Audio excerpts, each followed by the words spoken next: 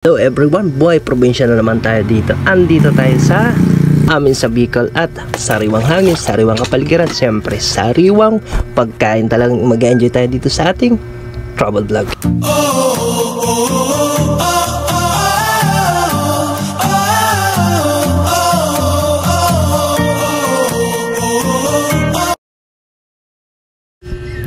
Hi guys, welcome back. Tara, samahan niyo ako sa panibagong travel vlog natin dito sa Bicol. At the same time, ang press ko dito. Andito ako ngayon sa Duyan dahil di ako makakatulog. Wala akong magawa at that time. So, Duyan-Duyan lang ako dito guys. So, samahan niyo ako dito. Talagang makapaw kayo dito sa aming lugar. Sobrang napaka-presko. Sobrang napakasariwa ng hangin. At the same time, sariwa ng kapaligiran natin dito. Tamang ngiti-ngiti, tamang duyan-duyan lang. So talagang wow na wow tayo. Sarap buhay talaga dito sa probinsya. Guys, yung nakikita yung yan ay ang kapaligiran dito sa amin. Ito yung bakuran namin at the same time, eto, nakaduyan-duyan. Sarap ng views natin dito. Ayan, kitang-kita yung sariwang-sariwang mga dahon. Green na green at the same time yung bundok, malapit ang bundok diyan sa amin. So makikita niyo yung bundok na yan. So madaling araw, sobrang lamig dito sa amin.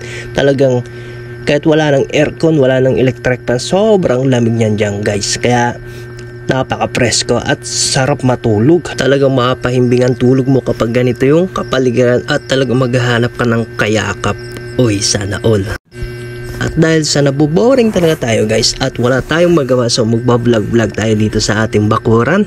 Wala tayong magawa dyan, so lakad-lakad tayo dyan at mapagtitripan natin ang ating gripo. Sabi nga gripo, so unlimited fresh water tayo dyan guys. So wala lang, bumba-bumba lang tayo dyan, parang wala lang, pampalipas ng oras, walang magawa. Kagaya ng jowa mo, binomba lang, tapos wala lang, pampalipas oras, iniwanan din naman. Parang ang bad ko naman sa part na yun.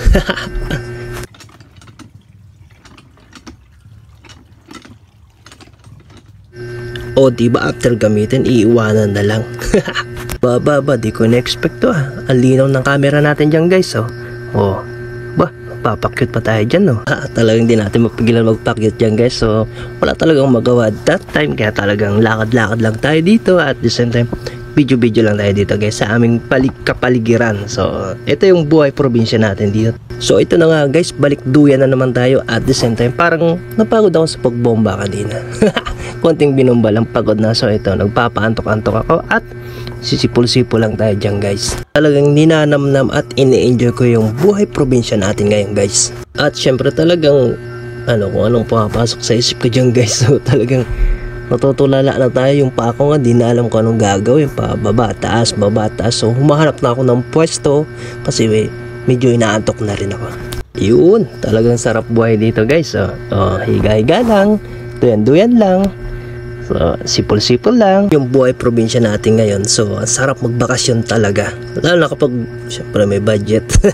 So, wag kayo magbabakasyon guys kung wala kayong budget Talagang mahirap matingga ngayon. Talagang nganga ka talaga. So, dapat may budget ka talaga dapat.